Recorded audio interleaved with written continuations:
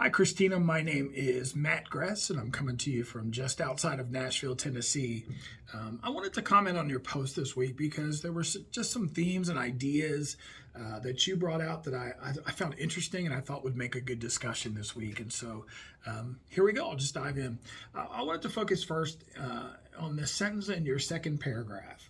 You say, these videos captivated not just broad cultural knowledge, but a glimpse of what it means to be human.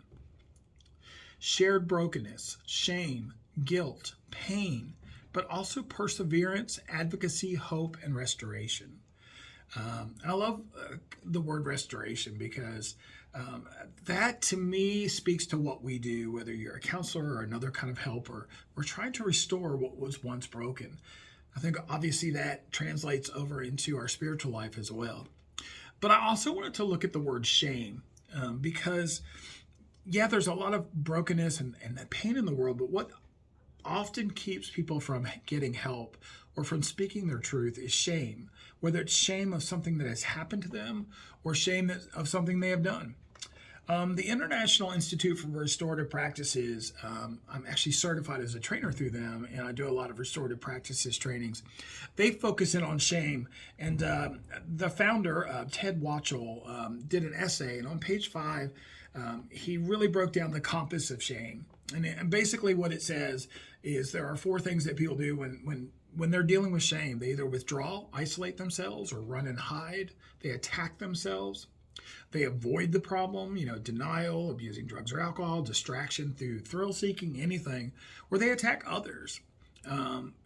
Or all 4 of those things at different times. Well, when people are experiencing shame or somebody is shaming somebody, it's really hard to find healing. It's really hard because our natural instinct is to just push against that, whether it's ourselves, attacking ourselves or attacking others or just hiding. And so I wanted to pull a word out because I just think that's something sometimes we don't always discuss. But then you go on to talk about how there is hope because there are people that are here to help. There are people like us that are here to help people through, whether it's somebody in prison or somebody who is dealing with addiction or somebody in the military, all these different specialized, generalized groups. I think, honestly, it still comes down to just the communication and the way that we talk. Egan and Reese on page 100 from 2018 in The Skilled Helper, they just say, good dialogue leads to outcomes for both parties, actually. Good outcomes for both parties. The job of the counselor is neither to tell clients what to do nor merely to have them leave them to their own devices. And I think this kind of leads into your discussion of discipleship and the way that we should help people train up. So we're not just telling people what to do, but we're offering them support and sometimes advice and information. And then here they say helpers influence and facilitate change through effective dialogue. And so I think when you're talking about discipleship, I would couch that under the way that we speak to people, the way that we work with them to help them get there. We provide the space to help them get there. And you talk about, how people come broken and sometimes they get stuck. And, Ivy et al. Talks about this in Intentional Interviewing and Counseling from 2018 when they say many of our clients come to us feeling that they are not functioning effectively.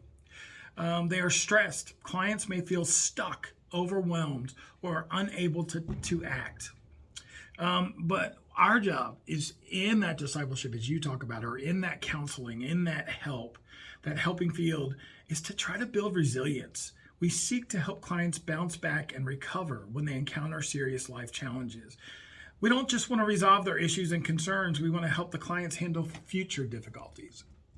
And so I think all that you're discussing there fits right in with all the things that we've been studying and all the other literature that we have available to us. Christina, thank you for your thoughts, and look forward to interacting again at some later date here in this class.